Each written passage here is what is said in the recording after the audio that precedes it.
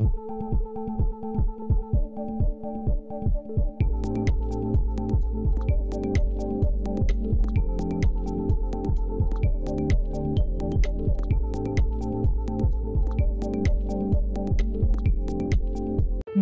maya dihebohkan dengan pengunduran diri Gus Miftah sebagai utusan khusus Presiden beberapa waktu lalu. Pengunduran diri Gus Miftah mendapat beragam komentar dari netizen. Tidak hanya netizen PWNU DIY pun ikut mengomentari mundurnya Gus Miftah. Di mana mundurnya Gus Miftah jadi contoh buat pejabat lainnya. Senada dengan hal tersebut terkait mundurnya Gus Miftah, Dr. Togar Situmorang sentil Raffi Ahmad yang juga utusan khusus Presiden. Simak sebagai berikut. Jangan lupa like, komen, subscribe, dan share ya guys.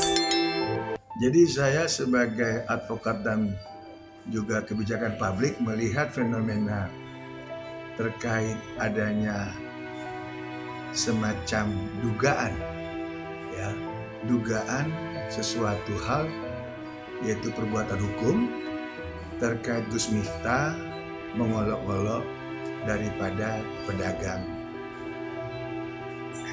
es. Nah, dalam hal ini pengunduran diri tersebut dan juga permohonan permintaan maaf itu kita sangat mengapresiasi sekali. Bagaimana kita bisa lihat kebesaran daripada Gus Miftah. Dia tahu bahwa hal tersebut tidak layak diucapkan, namun dia langsung melakukan satu permohonan maaf ke yang bersangkutan. Nah, jadi kalaupun adanya pernyataan pengunduran diri, itu kan adalah keinginan tulus dari seorang Gus Miftah agar tidak menjadi polemik di masyarakat. Ya, Bang, ini kan juga kabinet Prabowo ini banyak disorot juga nih Bang. Yang terakhir tuh yang tentang yang ibu-ibu yang dari juru bicara itu Bang juga melakukan salah ngomong bahkan minta maaf, seperti apa nih Bang? Nah, ini yang kita sangat sayangkan kalau dikaitkan dengan kabinet Bapak Presiden kita, Bapak Prabowo. Di mana saya adalah salah satu masyarakat yang turut mendukung dan memilih Bapak Prabowo dan sangat-sangat mencintai Bapak Prabowo, sehingga puji syukur puji Tuhan Bapak kan jadi Presiden Republik Indonesia yang ke-8.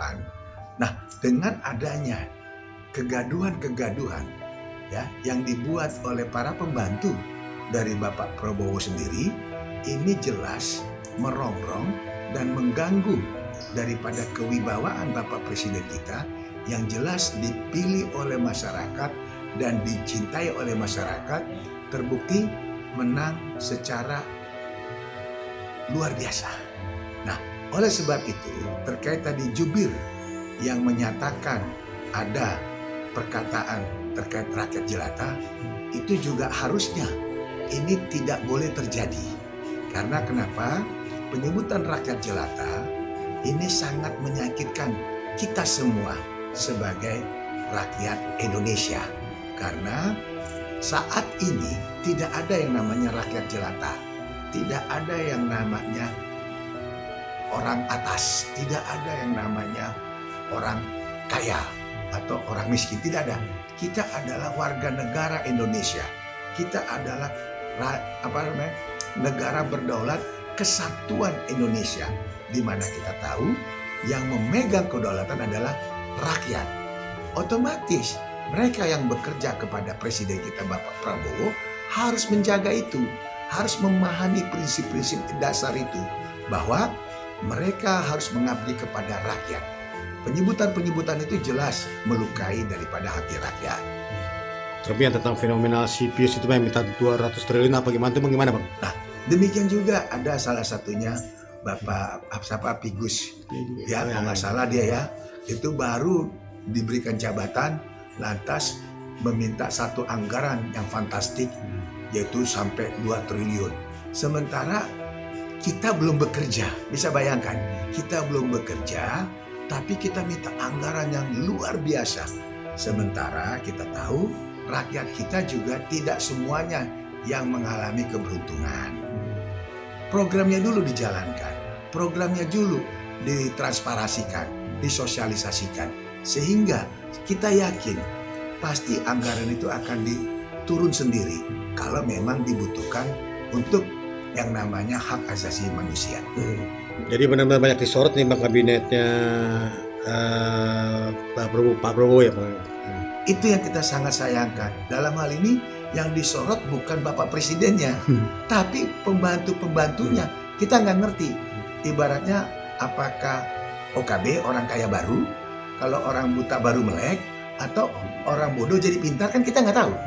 Jadi seolah-olah mereka punya power, mereka punya jabatan, sudah anggap dirinya super, sehingga orang-orang tidak dianggap, sehingga bisa mengolok, bisa menyebut orang lain dengan jelata, atau meminta sesuatu yang memang ekspektasinya terlalu tinggi, yaitu 2 triliun.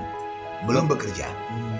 Bang, apakah harus terkait dengan yang masih dengan jubir itu Bang, apakah harus mengikuti, nanti kan udah minta maaf, apakah harus mengikuti jejaknya Gus Miftah atau gimana nih Bang harusnya? Kalau saya pribadi ya, selain permintaan maaf, artinya sudah ada rasa ketidakmampuan dia dalam hal berkomunikasi.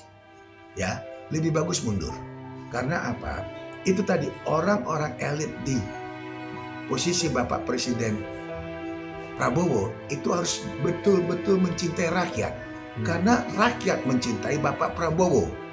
Jadi sehingga kalau rakyat dikontaminasi, dikotak-kotakin, ini adalah hal yang gak benar.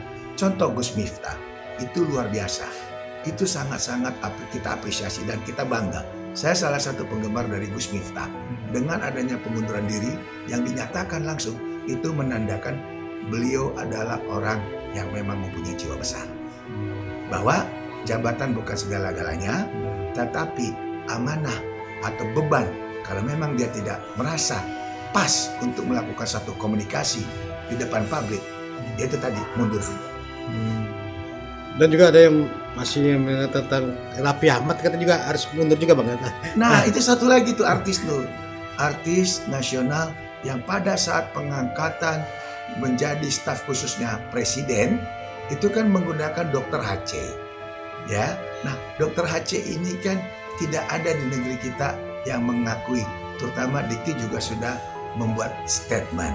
Kenapa Raffi Ahmad tidak dengan segera meminta maaf dan mengembalikan Dr. HC tersebut kepada milik universitas yang kita tahu sendirilah, yang membuat satu pro kontra sehingga menjatuhkan kredibilitas Raffi Ahmad itu sendiri. Sementara kita tahu Raffi Ahmad kan itu anak muda yang masih berjiwa berapi-api. Dengan mendapatkan gelar HC yang tidak kredibel, otomatis ini jelas merongrong kewibawaan dunia pendidikan Indonesia. Saya juga secara konsisten melakukan pendidikan dari TK, SD, SMP, SMA, S1, S2, S3 secara linier. Yaitu apa? Kita tidak perlu mencari-cari gelar-gelar HC dari manapun. Kita akan mendapatkan gelar yang sesungguhnya di negara kita. Negara kita juga memberikan suatu gelar, udah gengsinya udah luar biasa. Yang penting apa? Kontribusi kita kepada rakyat, kontribusi kita kepada masyarakat, bermanfaat atau tidak. Kalau cuman hedon, kalau cuman pesta pora, gaya-gaya, itu jelas tidak bermanfaat. Itu menambah jurang antara yang kurang ataupun yang kurang beruntung dengan orang yang beruntung. Itu yang tidak boleh. Tapi apakah terkait dengan Raffi Ahmad harus minta maaf juga seperti Gus Miftah Bang, atau seperti itu tadi, menurut diri juga Bang? Itu tadi, Gus Miftah luar biasa. Harusnya Raffi Ahmad mencontoh seorang pendakwa Gus Miftah yang mempunyai jiwa besar. Artinya jabatan bukan segala-galanya. Artinya gelar bukan segala-galanya. Artinya semacam jabatan bukan segala-galanya. Tapi adab. Adab itu segala-galanya. Bagaimana orang bisa pintar tapi kalau tidak beradab? Sangat kita sayangkan. Adab nomor 1, kepintaran boleh nomor 2, jabatan ketiga, yang lainnya adalah keberuntungan. Saya, Advokat Dr. Togar Situmorang, selalu mendukung daripada adab. Memang ilmu pengetahuan penting, jabatan penting, gelar penting, tapi adab di depan masyarakat. Ingat, Tuhan tidak tidur. Jangan lupa like, komen, subscribe, dan share ya guys.